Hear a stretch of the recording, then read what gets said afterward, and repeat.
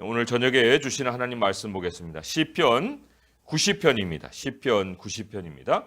오늘부터 해서 시편 제4권의 모음을 시작합니다. 시편 90편 1절부터 해서 17절까지 같이 한 목소리로 읽겠습니다. 시작.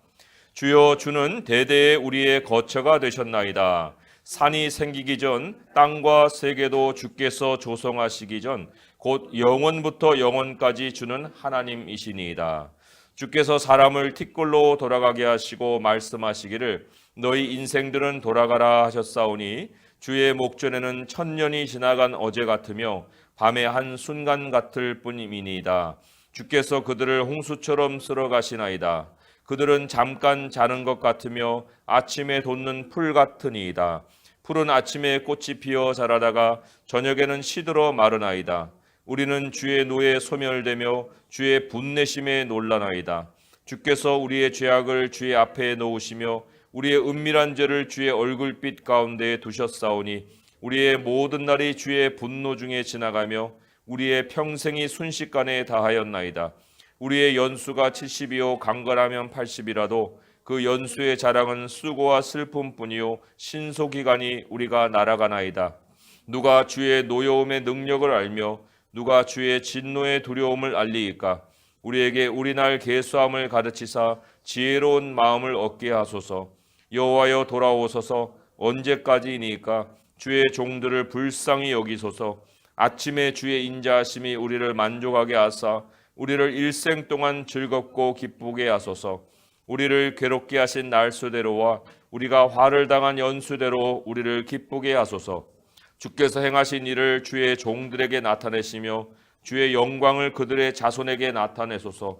주 우리 하나님의 은총을 우리에게 내리게 하사 우리의 손이 행한 일을 우리에게 견고하게 하소서.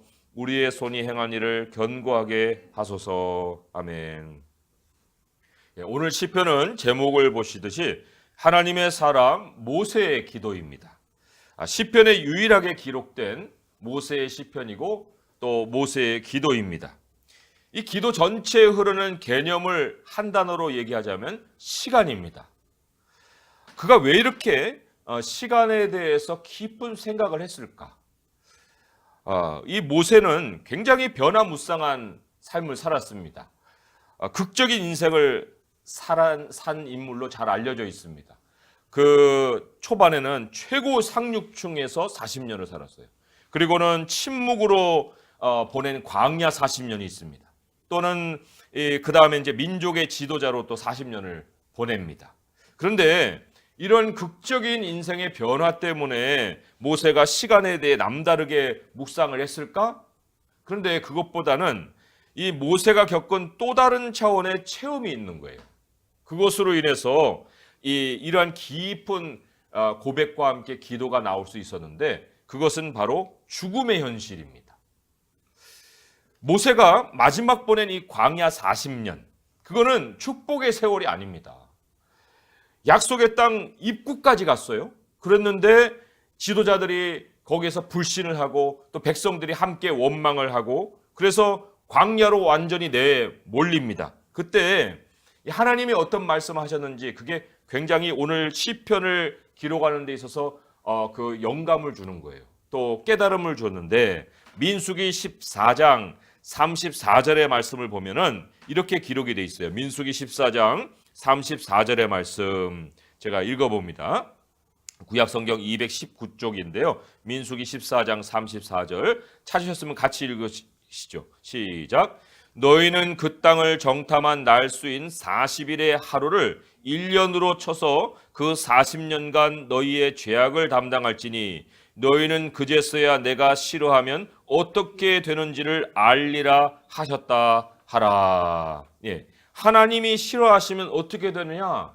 이거를 이제 하나님이 알려주시는 방식이 있었는데 그게 죄악의 세월에 대한 하나님의 셈법이에요.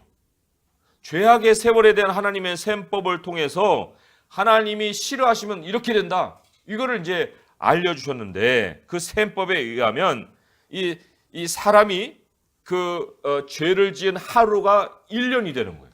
하루가 1년이다.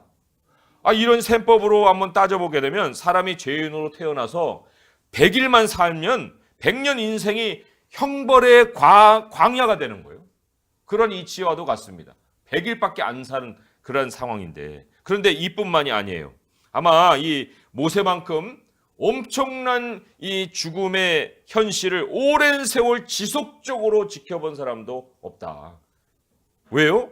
광야 40년에 20세 이상의 출애굽 세대가 다 죽어갔어요. 다 죽는 세월입니다. 하나님이 광야로 내몰아서 그들을 다 죽이시는 거예요. 20세 이상. 대략 따져보면 하루에 150에서 200명 정도가 계속 죽어가는 것을 모세가 지켜봐야 했다는 것입니다. 여기다가 모세 굉장히 건강했잖아요. 건강했는데 건강한 채로 죽음을 맞이한 거예요. 물론 그러한 상황이 그가 시편을 쓴 후일 수도 있어요. 시편을 쓸 당시는 뭐 그런 죽음에 대한 것을 생각을 안 했을 수도 있겠지만, 어쨌든 그럼에도 불구하고 모세도 한 번 죄악을 저질렀거든요. 그 바위를 이제 그 명하라 했는데 바위를 쳐가지고 막 분노를 나타냈지 않습니까? 그런데 그 한 번의 죄악으로 가나안에 들어가는 것이 허락이 되지 않았습니다. 그리고 40년 광야는 모세에게도 형벌의 세월이었어요. 그러하니 이 건강을 유지한다는 게 도대체 모세에게 무슨 의미가 있습니까? 그 모든 1세대에게 무슨 의미가 있겠어요? 오로지 죽기 위해 사는 인생 아닙니까? 그러니까 뭐 오늘 죽든 내일 죽든 그게 뭔 차이를 빚었겠느냐 하는 거예요. 시편 90편에 등장하는 모든 숫자는 다 인생하고 연결이 되어 있습니다. 심지어 4절에 나오는 주의 목전에는 1000년이 지나간 어제 같으며 밤의 한순간 같을 뿐입니다 했는데, 이 1000년이 뭐냐? 이게 아담의 수명과 비교되는 세월입니다. 아담은 930년을 살고 죽었어요. 근데 아담의 세대에 가까울 때에는 다 900년의 어떤 생활, 수명을 누리고 또 사람들이 죽어가는 것을 볼 수가 있습니다. 그런데 그렇게 1000년을 살았는데도 왜 죽느냐? 3절의 말씀이 이렇게 나오잖아요. 주께서 사람을 티끌로 돌아가게 하시고 말씀하시기를 너희 인생들은 돌아가라. 그렇게 명령하셨어요. 흙으로 돌아가라. 이 하나님의 명령 한마디에 1000년 수명이 한순간 끝나버리는 거예요. 참 하나님에게만 인생이 지나간 어제 같고 밤의 한순간 같을까요? 그렇지 않습니다. 그 일을 당하는 사람도 인생이 그렇게 느껴지는 거예요. 1000년까지 살 것도 없어요. 지금 우리가 산 세월만 뒤돌아봐도 이게 한순간이에요. 너무 빨리 지나간 세월이었다는 것입니다. 얼마나 많은 인류가 낳고 죽고 했으면은 5절에 이렇게까지 묘사를 하고 있어요. 주께서 그들을 홍수처럼 쓸어 가신다. 홍수처럼 쓸어 가신다 했을까? 얼마나 많은 사람들이 순식간에 막 확 왔다가 죽어가는 그런 세월이 겹겹이 쌓였으면 그게 홍수로 보였겠습니까? 이게 모두 우리의 죄악에 대한 하나님의 분노의 결과예요. 과연 이 하나님의 분노, 하나님이 이토록 진노하실 만큼 우리가 정말 이 1000만분의 1이라도 이 죄에 대해 심각한 것을 깨닫고 있느냐? 이게 11절의 모세의 질문이에요. 11절에 보면은 누가 주의 노여움의 능력을 알며 누가 주의 진노의 두려움을 알릴까?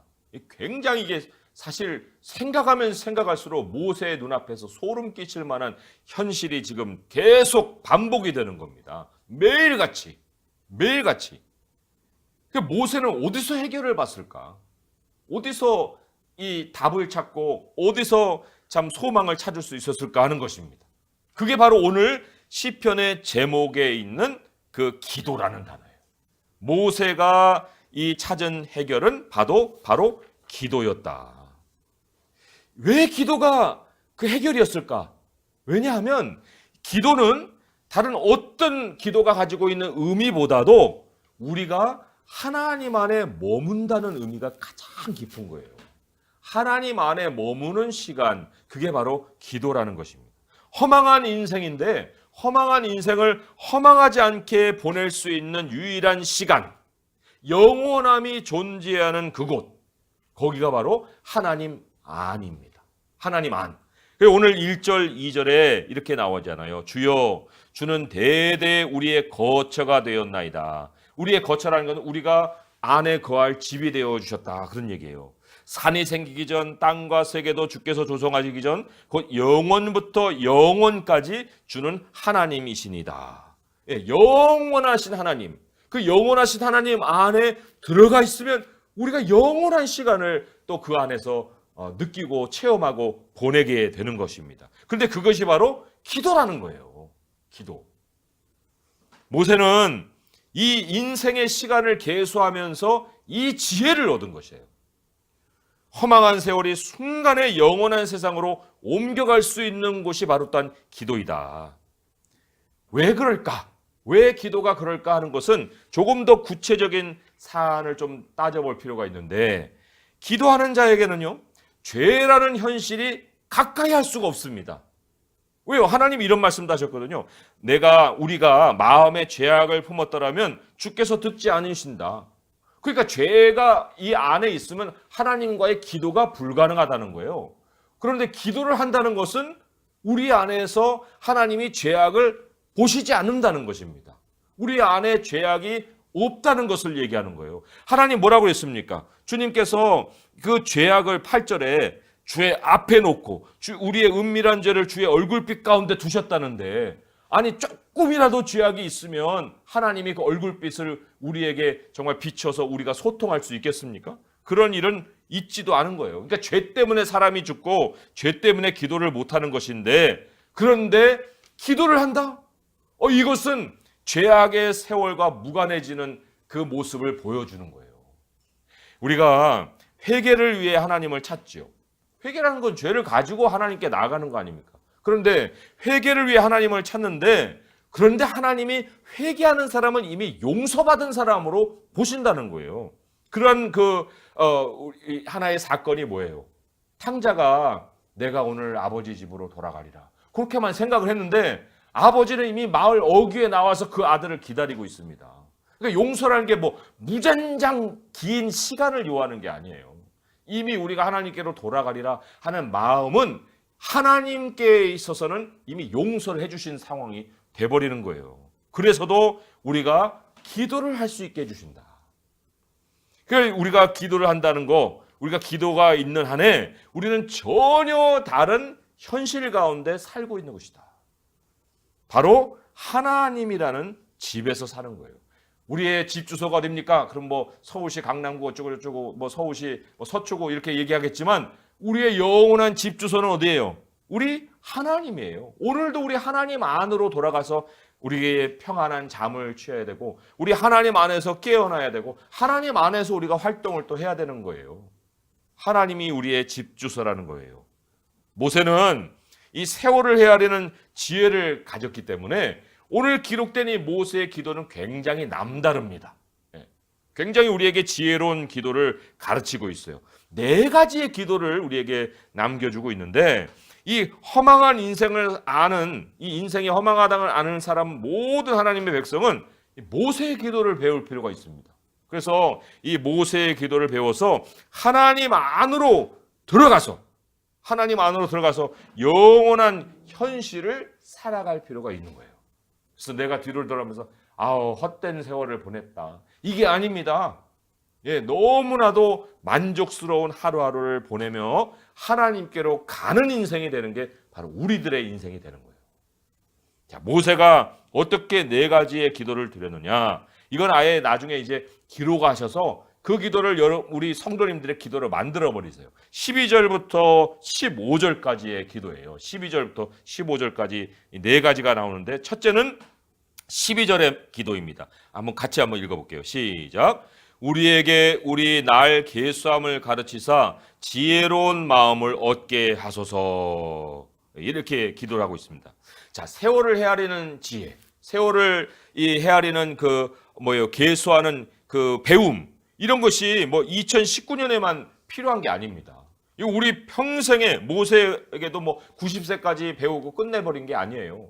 평생에 우리에게 정말 끝날 수 없는 기도인데, 우리가 이 땅에 죽어가는 시간에 하나님 이 안에서 영생의 시간을 살려가면은 매일 우리 나를 계수할 수 있어야 됩니다. 그거를 배울 수 있어야 됩니다. 여기 가르쳐 달라고 그러잖아요. 그러니까 하나님 인생의 날수를 셈할 수 있도록 가르쳐 주세요. 인생의 날수를 셈할 수 있는 그 셈법을 나에게 익숙해질 수 있도록 해주세요. 이거를 이제 우리 하나님이 가르쳐 달라고 우리가 기도를 해야 되는 거예요. 그 중에 하나의 모범이 뭡니까? 민수기 아까 읽었잖아요. 하나님은 죄악의 하루를 1년으로 계산한다. 이거 어마어마한 거예요. 그러니까 내가 죄를 짓고 회개하지 않으면 내 1년이 이미 망쳐진 거예요. 1년에 아무 진전이 없는 그 세월을 지금 내가 오늘 하루 이 죄악으로 인해서 다 망쳐버리는 그런 상황을 보는 겁니다. 그러니까 이 죄악을 우리가 끔찍하게 여겨야 될 이유는 나의 인생을 망쳐버리는 원인이 되기 때문에 그런 건데, 근데 그런 것만 아니라 하나님 안에는 영원히 또 흐르기 때문에 세상에서 우리가 정말 시간을 쪼개쓰고 또 쪼개쓰고 아껴 쓰고 막 하잖아요. 그러나 그건 인간의 방법이에요. 세상의 시간을 아무리 쪼개쓰고 아껴 쓰고 해봐야 하나님 안에서만큼 풍성한 것과는 비교가 안 되는 거예요. 비교가 안 됩니다. 그러니 우리가 사실 뭐 바쁘면 기도 안 하잖아요. 또 뭐 여러 가지 일들이 자꾸만 생기면은 머릿속이 복잡해져갖고도 기도를 안 하지 않습니까? 그런데 그러한 우리의 세월을 제대로 헤아릴 수 있다고 하면은 정기적으로 기도하는 시간이 우리에게 습관으로 자리를 잡아야 된다. 이게 예수님이 보여주신 모범이에요. 그렇지 않으면요 정말 훅 지나간 세월 때문에 벌써 한 달이 지나갔어, 벌써 6개월이 지나갔어, 이러다가 이제 허둥지둥 하다가 인생에 아무런 의미를 못 찾고 살아가는 거예요. 그러니까 아무리 바빠도 일이 나를 몰아대어도 우리가 늘 하나님 앞에 멈춰서 기도하는 시간을 가져야 그 영원히 우리의 모든 일상의 그 바쁜 시간들을 다스려 간다는 겁니다. 지혜로운 마음이라는 것은 바로 이런 삶의 관점을 하나님이 보시는 눈으로 보는 것을 얘기하는 거예요. 시간을 쪼개 쓰는 것보다도 그래서 우리가 중요한 것이 뭐냐? 우선순위를 알 수 있어야 됩니다. 우선순위. 시간을 볼 수 있는, 우리의 날수를 볼 수 있는 그 지혜라는 것은 결국 우선순위가 보이느냐 안 보이느냐 그 차이에 있는 것인데, 모세가 이 지혜로운 마음으로 발견한 그 우선순위가 또 소개가 되어 나와요. 그러니까 두 번째 기도 내용으로 옮겨가기 전에 우리가 모세가 깨달은 그 삶의 우선순위, 시간의 우선순위가 무엇이었을까 하는 걸 좀 우리가 확인할 필요가 있습니다. 그럼 우리의 기도도 완전히 달라지게 되는데 16절과 17절의 말씀이에요. 우리 같이 두 구절을 함께 읽어보겠습니다. 시작. 주께서 행하신 일을 주의 종들에게 나타내시며 주의 영광을 그들의 자손에게 나타내소서. 주 우리 하나님의 은총을 우리에게 내리게 하사 우리의 손이 행한 일을 우리에게 견고하게 하소서. 우리의 손이 행한 일을 견고하게 하소서. 이렇게 나와요. 16절에 보게 되면 주의 종들에게 나타내소서가 있어요. 주의 종들에게. 이거는 아비 세대를 얘기하는 거예요. 부모의 세대. 그런데 부모의 세대에게만 하나님의 행하신 일을 나타내소서 하지 않고 그 다음에는 뭐가 나와요? 자녀의 세대가 나옵니다. 그들의 자손에게 나타내소서 그랬어요. 그러니까 부모의 세대의 일을 하십니다. 자손의 세대에 하나님이 일을 하십니다. 그리고 17절을 옮겨가니까 거기에는 우리라는 말이 나와요. 그래서 마지막에 우리의 손이 행한 일을 우리에게 견고하게 하소서, 우리의 손이 행한 일을 견고하게 하소서. 이 마침내 우리의 일이 견고하게 되달라고 하는 그 기도가 나오는 거예요. 이게 무슨 의미냐? 모세가 이 출애굽 1세대가 죽어가는 것만 본 것이 아닙니다. 죽어가면서 동시에 가나안으로 들어갈 다음 세대가 예배되고 있는 것을 본 거예요. 그러니까 하나님은 아비 세대의 모든 일이 자손의 세대로 이어지게 하시면서 한 인생은 순식간에 날아가는 것 같이 끝나죠. 하지만 땅에서도 영원하신 하나님의 시간이 흘러갈 수 있게 해주신다. 한 세대에서 다른 세대로, 부모의 시간이 자녀의 시간으로, 그 자녀의 시간이 그 자녀의 시간으로 흐르게 하면서 우리의 행한 일이 견고해지게 해주신다는 거예요. 그렇다는 얘기는 우리가 가져야 될 우선순위가 뭐에 되겠습니까? 우리가 가져야 될 우선순위는 우선 이런 거여야 돼. 우리 세대로 끝나는 일을 하지 않아야 됩니다. 나만 배부르고 끝나면 다 되는 거예요? 나만 평안하면 다 되는 거예요? 우리 애들은 어떻게 될지 생각도 안 하고 어떤 일이라도 그냥 내가 즐거우면 다 되는 거예요? 그런 것이 아닙니다. 그런 것이 우리의 날수를 계수하는 지혜가 아니라는 거예요. 우리 세대로 끝나는 일을 하지 아니하고 왜요?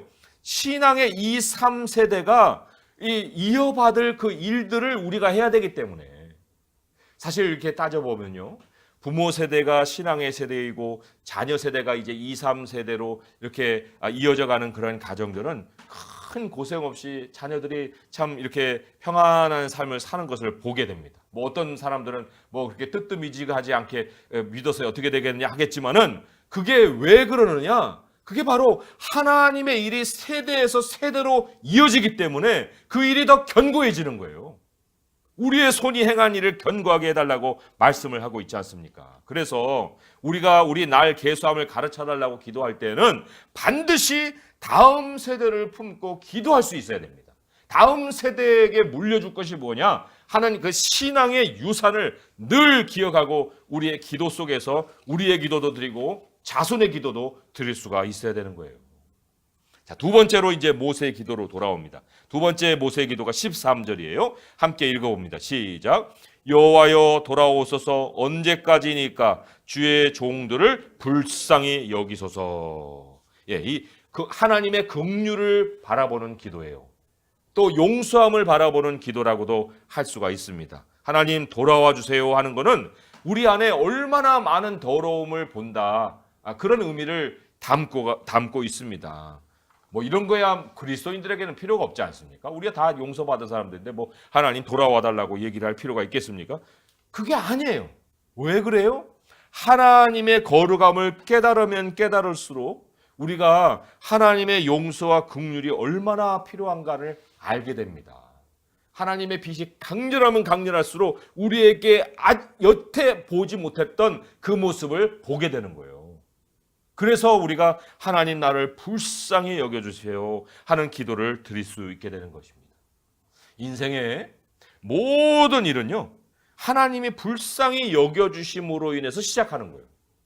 신약의 모든 그 은혜를 받은 사람들은 다 예수님의 불쌍히 여김을 받아서 그런 치유함을 받았습니다. 내가 아무리 준비해놓고 내가 아무리 논리적으로 생각을 해서 계획을 세워봐야 하나님의 마음이 우리를 향해서 감동하셔야 됩니다. 그게 우리 시대에 우리가 허망한 세월을 보내지 않을 수 있는 큰 비결이 되는 거예요. 자, 세 번째 기도 14절의 말씀입니다. 함께 읽어봅니다. 시작. 아침에 주의 인자하심이 우리를 만족하게 하사 우리를 일생 동안 즐겁고 기쁘게 하소서 했습니다. 12절의 핵심어는 날 계수함이에요. 또 13절에는 불쌍히 여김, 긍휼이에요. 그래서 세 번째 기도의 핵심어는 아침입니다. 아침.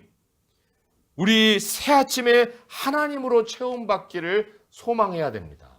매일같이. 일생은요, 어떤 한 번의 기회로 만족스러워지는 일이 없어요.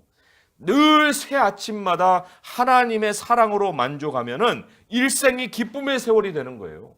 그러니까 하나님 오늘 아침에도 일어나서 하나님 이 아침에 하나님의 사랑으로 나를 만족하게 해주세요. 그래서 내 일평생이 기쁨으로 채워주기 원합니다. 이 아침을 우리가 늘 기억하고 아침에 하나님을 찾아나가서 그 아침을 고백하고 아침이 하나님께 정말 시작되는 아침인 것을 고백할 수가 있어야 돼요. 네 번째는 15절의 말씀입니다. 같이 한번 읽어봅니다. 시작. 우리를 괴롭게 하신 날수대로와 우리가 화를 당한 연수대로 우리를 기쁘게 하소서. 여기에 핵심어는 기쁨이에요. 기쁨. 왜 기쁨이냐? 이 말씀 가만히 한번 자세히 또 읽어보세요. 이거는요, 우리가 마음을 어디다 묶어야 되느냐? 우리의 마음은 과거가 아니라 미래에 찾아올 행복에다가 마음을 묶어야 되는 거예요. 하나님이 어제보다 오늘이, 오늘보다 내일이 정말 우리가 고생했으면 어려움을 당했으면 그 세월보다 훨씬 더 하나님이 행복하게 해주실 미래가 우리에게 찾아온다는 것입니다. 그리스도인은 다시 어두워지는 일은 없어요. 다시 어려워지고 다시 고생으로 정말 시련 가운데 막 고꾸라지는 이러한 일로 우리는 빠져들지 않는다는 것입니다. 기도 속에 하나님이 우리에게 그러한 지혜를 주셔서 기도를 하게 하시기 때문에 그런 거예요. 아니, 우리 자손들에게 어둠을 유산으로 물려줄 것입니까? 그렇지 않지 않습니까? 미래의 행복을 우리가 놓고 기도한다고 할 때 어쩌면 우리에게 찾아오지 않을 수 있는 현실일 수도 있어요. 하지만 이 기도는 우리 당대에 끝나자고 하는 것이 아닙니다. 이 기도를 남긴 부모의 자녀들은 그 응답의 혜택을 반드시 보게 돼 있는 거예요. 그래서 부모 세대가 고생을 했으면 자녀 세대에는 하나님이 그것보다 훨씬 더 행복한 세월을 살 수 있게 해주신다는 것이죠. 말씀을 맺으면서 오늘도 세상은 너무나도 빠르게 지나갔습니다. 하지만 정말 우리 이 네 가지 기도, 우리 하나님께 드릴 수 있는 이 기도, 정말 영원한 시간을 깨달은 모세가 가르쳐준 이 지혜로운 기도를 우리가 항상 드릴 수 있기를 바라요. 세월을 계수하는 지혜를 구하는 기도, 하나님의 긍휼을 구하는 기도, 매일 아침 하나님으로 만족하는 기도, 그리고 과거가 아니라 미래의 행복을 위하는 기도, 이 네 가지 기도.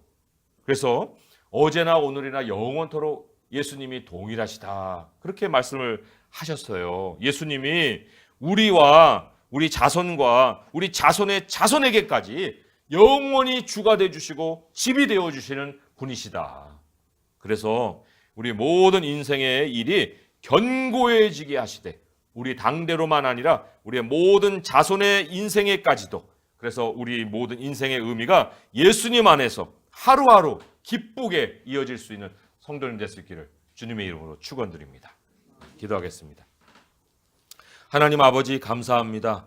우리들이 짧은 세월을 살고 있사오나 그러나 하나님 안에 머물 만큼 우리는 영원한 현실을 또한 동시에 살고 있습니다. 하나님 또한 우리 당대에만 일이 끝나는 것이 아닙니다. 하나님이 우리를 통해서 자손들에게 이어질 일들을 우리를 통해서 또한 행하고 계십니다. 우리가 그 현장에 없다 하여서 하나님이 일도 안 하시고 계시다 불평할 수 없는 것은 하나님은 우리가 깨닫지 못하는 중에서도 이 역사를 이끌어 가시는 그 일을 우리를 통해서 이루고 계시기 때문입니다. 아버지여, 우리 자신만 보는 눈을 벗어나게 하소서. 우리의 날수를 계수할 수 있게 하시되 우리의 후손까지 볼 수 있는 우리의 눈이 떠질 수 있도록 하여 주시옵소서. 하나님 아버지, 그리하여서 정말 우리가 남기는 기도의 응답으로 우리 자손들이 하나님의 큰 축복을 얻고 살아갈 수 있도록 인도하여 주시기를 간절히 원하나이다. 아버지 하나님, 정말 모세의 기도를 우리가 정말 입에 담아서 하나님 앞에 날마다 드릴 수 있게 원하옵고, 오늘 첫 시간 우리 하나님 앞에 기도할 때